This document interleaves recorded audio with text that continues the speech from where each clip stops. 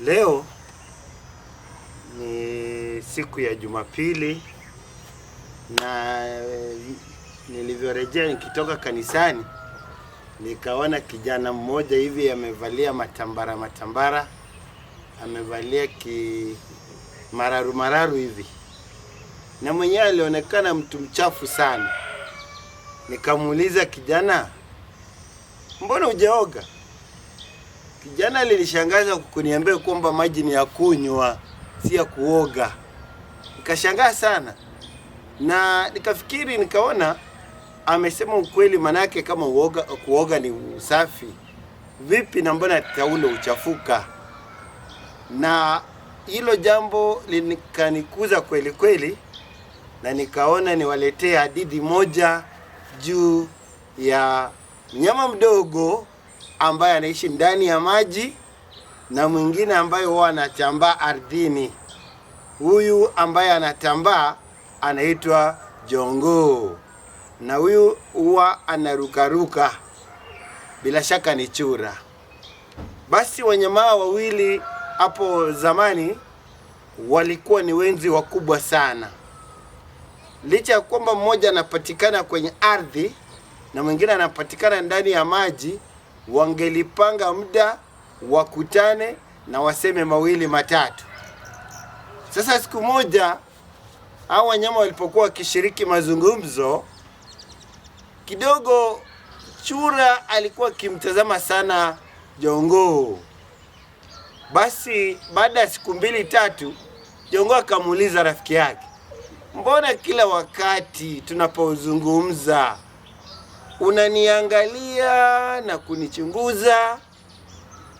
Chura akasema, aha, umefanya vema kuniuliza, manake nimekuwa na jambo ambalo limekuwa likinitatiza sana moyoni.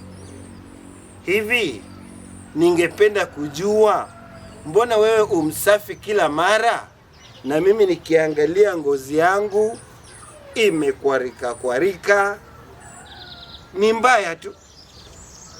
Sasa jongoo akafurahi, manake alikuwa akitarajia kumwasia rafiki yake chura jinsi anavyoweza kuwa safi.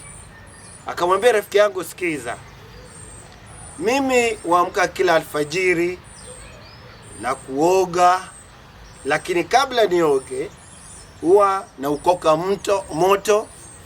Nikisha ukoka ule moto, nachukua sufuria, naeka maji, naoga. Nikimaliza nachukua mafuta, naekelea kwa sufuria, naweka kwenye meko.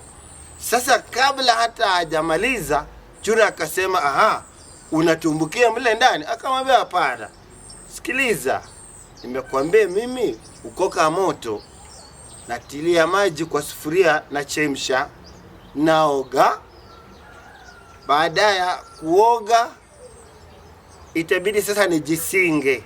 Manake kujisinga ni ile hali ya kujipaka mafuta, kujiekelea manukato ili onekane safi, ili unukie vema. Lakini hata kabla ya kusikia, alipoambiwa kwamba nachukua mafuta na wekelea kwa sufuria na kurudisha kwa meko ili niweze kujisinga, chura naye akaingilia, akasema, uarukia ndani? Kidogo jambo hilo lilianza kumkera jongoo. Akasema, sawa, naweka mafuta kwa sufuria, nikishaweka mafuta pale, basi duruka ndani. Haya, bila hata kujua, hata kuambia chochote, chura alienda kwake nyumbani. Manake yeye anaona kwamba kwa sababu anaishi ndani ya maji, ana haja ya kufanya nini? Ya kuoga. Sasa yeye alichukua sufuria, kawekelea mafuta yakachemka, yakawa moto, kisha akaruka na kuingia ndani. Na kuambia chura alichomeka mwili wote. Alichomeka vibaya sana, na ngozi yake ikawa vile unavyoiona sasa. Hiyo ndiyo sababu unamuona chura ana ngozi ambayo sio laini, ni kwa sababu hakumsikiza rafiki yake.